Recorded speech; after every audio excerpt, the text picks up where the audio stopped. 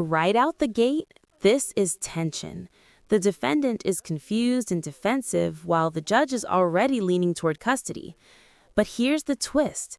This isn't about a new crime. It's about bond conditions. Even if you didn't commit a crime, violating bond rules can land you right back in jail. Question for you. Should someone be jailed for just having a kitchen knife if it wasn't used? What am I supposed to do? I ain't doing nothing to nobody. I'm still going to take him into custody. So we were here for one bond violation report, which I don't think that one actually got filed. I think you had just requested it. He had picked up a new case, you no PC'd, state dismissed, but the new case involved him possessing, though not using, a kitchen knife. And so the bond conditions. I didn't ding him on it, did I? Well, you had asked us to come back today to address the fact that he had. Oh, right. Kitchen That he had the knife, correct. Yeah, so not that he had potentially committed a crime, but that he had a kitchen knife when he was ordered not to have a weapon. Guys, I need your help. Come up, Mr. Ladon. The initial reason that we were here today was because of the case that you picked up that I found no probable cause and that I had an issue because they were alleging that a knife was, I guess, allegedly in possession or whatnot. The allegation is possession. There was no allegations of use or threat. It's just that he had a kitchen knife on him. You are on bond for a Terroristic threat. As part of your bond condition, you had several. You're not to be in possession of any weapons. You have a GPS monitor, and you're not to go within a certain boundary of the complaining witness in this case. It has now come to my attention through pretrial services. Now, this is where things escalate.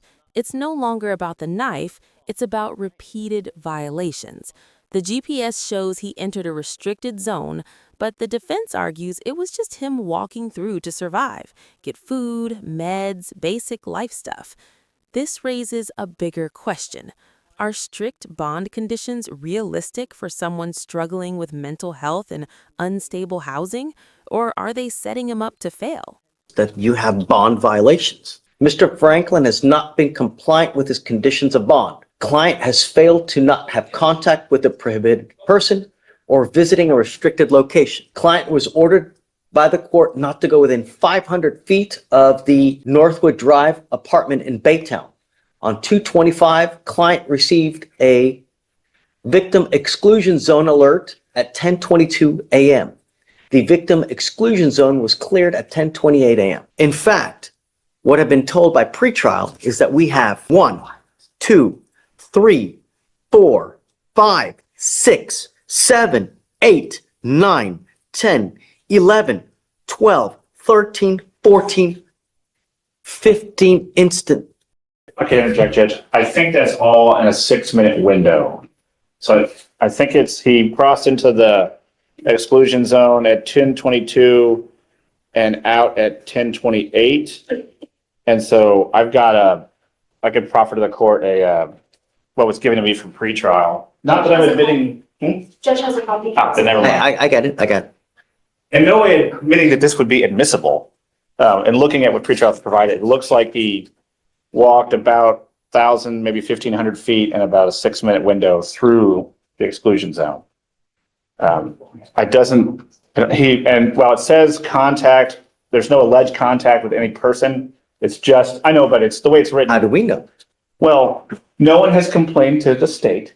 And so it looks like he walked through an exclusion zone, which is, speaking with pretrial, is actually larger than it normally is. I think it's at 500. Is it 500 feet? At 500 feet because I didn't want him to go anywhere near the complaining witness in this case. Yes, Judge. This is the same complaining witness that we have the last case that I know PC'd? No, the two are unrelated. They are different complainants, Judge.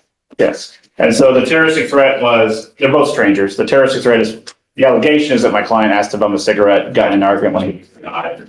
And then the newer case with no PC was that some random person's window was broken and somehow my client got charged with it when no one saw or had any evidence to believe that he had done it. But when the police made scene, he didn't have a kitchen knife, I believe, is the allegation. I will say that the new case, it was no PC, but there's also no evidence. There's no offense report. There's no videos. because it's a week old. It's because they didn't go get anything, because I know PC'd it. Well, that's part of it. It's also Daytown, and Daytown. But the problem is that we continue to have issues with Mr. Franklin. So Mr. Franklin is going to have issues on bond or not, Your Honor. His mental illness is quite severe.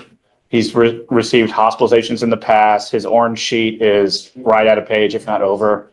And so the system is aware. I would take this court, or ask this court to take caution in the sense that we're not having a formal hearing. There's no testimony presented. I'm fine with having a conversation. But if the court should wish to revoke We're his bond. having a hearing right now. Well, then nothing has been admitted because there was no admissible evidence. I'll find to discuss with the court what has been alleged, but there is no admissible evidence of either location or possession because nobody has testified to either. And I don't think the pretrial services officer in this room would have the ability to testify how a GPS device works. Not to be mean to her, but it's not her job. And so she's not going to have any knowledge of the firsthand knowledge of the device. We continue to have issues with Mr. Franklin, and I'm tired of it. This is the turning point. The judge is frustrated. This isn't just legal anymore. It's personal responsibility versus system limitations. But notice what comes next. Instead of pure punishment, they mention mental health diversion. That's huge. It means the court is considering treatment over jail. Final question for you. Do you think the system should prioritize rehabilitation like this, or is the judge being too lenient? I'm not dealing with this anymore. I only have one way to fix this. So I've spoken with the state, particularly the chief. We're leaning towards reaching a resolution on a mental health diversion, Judge. It's not 100% that we're there, but it sounds like we're going to do it where we send him for an evaluation. So I'm going to file a competency evaluation just in case. But so that there's another 30 days. I'm not going to sit here and wait for him to have another bond violation. No, because he's doing whatever he wants to do, because that's what's happening here. Yes, Judge. And if you'd like to revoke his bond, which I can understand the court's position, I would just ask that we have a formal hearing with testimony where the rules of evidence would apply, which statutorily they would apply to any revocation of bond. I'm still going to take him into custody. I find that he's a danger to our community. He's continuing to just... Mr. Franklin, what am I supposed to do? Continue to let this Stand happen? for me. Don't form. I ain't getting no justice. I found no PC on your case last time. I ain't getting nothing to nobody. Stay calm, sir. Stay calm. All I'm asking you to do is stay away from this place. What I'm supposed to do? I'm trying to take care of my nieces and nephews, running back and forth to the store and stuff. What I'm supposed to do? What you want me to do? If you need things, we can... All I'm doing is the best I can. I'm not doing nothing to nobody. What you want me to do? I didn't have nothing to do with none of this. Listen. You ain't I stopping want you to nobody from listen. raping me. Well,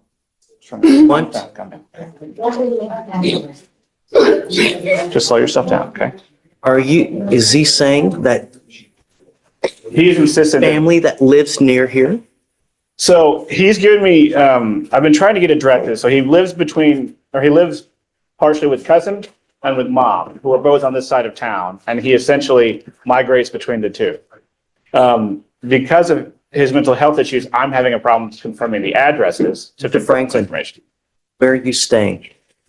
My mama's house, but she threw me out this morning. So it's the same thing. She pulled a pistol on me, yeah? Trying to tell me to shut up and let her say whatever she want to say. Switching up everything, making it hard on me. Does your mom live near this address? She stay down Nolan. When I leave, I don't have nowhere to go. I go to my cousins. I buy them food. I do the same thing I do. The problem is that are they within this address?